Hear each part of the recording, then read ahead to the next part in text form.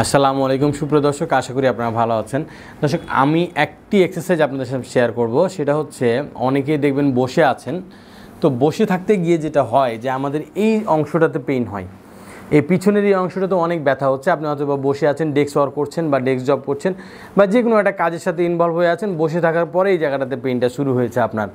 তৎক্ষণাৎ পেইনটা রিলিজ করার জন্য বা কমানোর জন্য আপনি কি করতে পারেন, চলুন দর্শক আমরা এখন দেখাবো যে এক্সারসাইজটা করলে বা ব্যায়ামটা করলে আপনার এই পেইনটা তৎক্ষণাৎ একটু হলো রিলিজ হবে বা আপনার এই পেইনটা কমাতে সাহায্য করবে আপনাকে, সে এক্সারসাইজটা দেখাবো। দর্শক, আমরা এখন এক্সারসাইজটি আপনাদেরকে দেখাবো। এক্সারসাইজটা করার নিয়ম হচ্ছে, পাটা এইভাবে উঠিয়ে বসি আমরা, অনেক সময় দেখবেন আপনি বা আপনি বসছেন অনেক সময় পা এইভাবে উঠিয়ে। যদি আপনার এই অংশটাতে টানটা থেকে থাকে বা পেইনটা থেকে থাকে বা কষ্টটা থেকে থাকে, তাহলে এইভাবে পা উঠিয়ে ধরে নিতে হবে। ধরে নেওয়ার পর আপনি সামনের দিকে ঝুঁকে যতটুকু পারেন হাতটাকে এভাবে টান করে 1 2 3 4 5 6 7 8 9 10 দেখবেন আপনার এই অংশটাতে প্রচুর টান লাগতেছে এবং পিঠের এই পিছনেও টান লাগতেছে। অনেক সময় দেখা যায় যে পিছনে যদি পেইনটা থাকে, এটা আপনার কমাতে সাহায্য করবে। দর্শক, যদি আপনার ডান সাইডে হয় তাহলে ডান সাইডকে এভাবে নিয়ে এভাবে চাপ দিয়ে 1 2 3 4 5 6 7 8 9 10 অ্যান্ড অফ। এরপরে সেম একইভাবে আমরা এই পায়েও করতে পারবো। যদি এই পায়ে প্রবলেম থাকে, আমরা দুটা পায়ে করতে পারি, কারণ হচ্ছে কোনোটাতে না কোনোটাতে একটু কম বেশি পেইন থাকে অনেকের। তো সেক্ষেত্রে এভাবে নিয়ে 1 2 3 4 5 6 7 8 9 10 অফ। এক্সারসাইজটা করার নিয়ম হচ্ছে, সকালে, দুপুরে এবং রাতে 3 বেলা আমরা করব। প্রত্যেকটা এক্সারসাইজ 10 সেকেন্ড হোল্ড করতে হবে এবং 10 বার করে করতে হবে। সকালে 10 বার, দুপুরে 10 বার এবং রাতে 10 বার। দর্শক, যাদের সিভিয়ার পেইন থাকবে বা এমার্জেন্সি পেইন থাকবে, তারা কখনোই এক্সারসাইজটা ট্রাই করবেন না, কারণ এমার্জেন্সি পেইনে এক্সারসাইজটা না করাই ভালো। এমার্জেন্সি পেইনে যদি এটা করতে যান, পেইন বেড়ে যেতে পারে। এই জন্যে এমার্জেন্সি পেইনে অবশ্যই আপনি একজন নিকটস্থ ফিজিওথেরাপি চিকিৎসককে দেখান, আপনি উপকার পাবেন। আবার কেউ এক্সারসাইজ করছেন যাদের হচ্ছে এমার্জেন্সি পেইন না, নর্মাল পেইন, করতে করতে হঠাৎ পেইনটা বেড়ে গেল, এক্সারসাইজ করার পরে একটু পেইনটা বাড়ছে, তারাও এক্সারসাইজটা না করার চেষ্টা করবেন। এবং যাদের এক্সারসাইজটা করার পর দেখবেন আস্তে আস্তে ইমপ্রুভ হচ্ছে, ব্যথা কমছে, ভালোর দিকে যাচ্ছেন, তারা অবশ্যই এক্সারসাইজটা কন্টিনিউ করবেন 7 থেকে 10 দিন।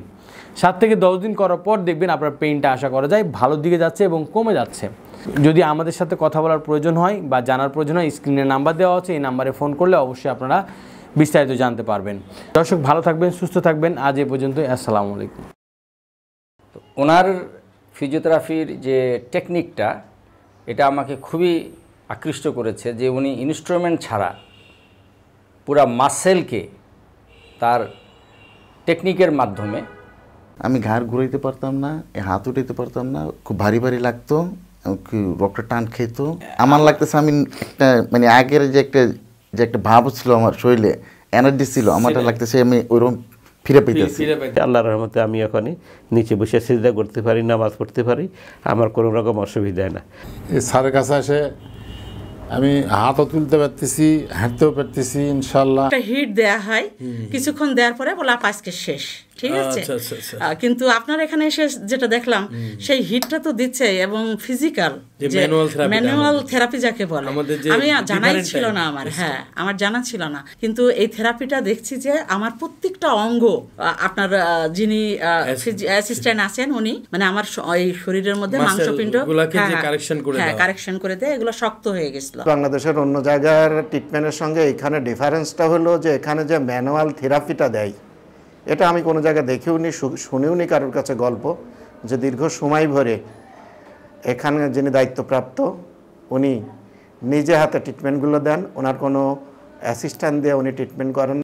আমার তো মানে প্রথমে ঘাড়ে পেইন শুরু হয়, তারপরে ওই পেইনটা আস্তে আস্তে আস্তে আস্তে হাতের মধ্যে চলে আসে, একদম হাতের এই মাথা পর্যন্ত, আঙ্গুলের মাথা পর্যন্ত চলে আসে। সারাক্ষণই কন্টিনিউয়াসলি পেইন করতো। তারপরে কাজ করতে পারতাম না, পেইন করলে তো আর কাজ করা যায় না। তারপর ঘুমাতে পারতাম না, শুইতে পারতাম না, শুইলেও পেন করতো, উঠে বসে থাকলেও পেন করতো। দেখা যেত মাঝে মাঝে একটু ঘাড়ের বেল্টটা পরতাম, বেল্ট পরলে একটু পেইনটা কমতো, তাও কমতো না। খুবই কষ্ট পেতাম। তো অনেক দিনই তো কষ্ট পেলাম, তারপরে তো আস্তে আস্তে।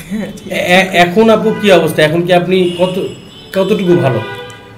এখন তো তো আলহামদুলিল্লাহ এখন তো আর কোনো প্রবলেম নাই, মানে 100%ই সুস্থ? 100%, হ্যাঁ। যাক আলহামদুলিল্লাহ। কিন্তু মানে অনলাইনে দেখতাম আর কি, ইন্ডিয়াতে করতো বা বাইরের দেশে করতো, মালয়েশিয়াতে করতো, কিন্তু বাস্তবে যে মানে এই যে চিকিৎসা একদম জয়েন্ট পেইন থেকে শুরু করে প্রত্যেকটা মাসেল অ্যাডজাস্টমেন্ট, এটা মানে আমি ফিল করা যায় যে না আমি যে সুস্থ হচ্ছি।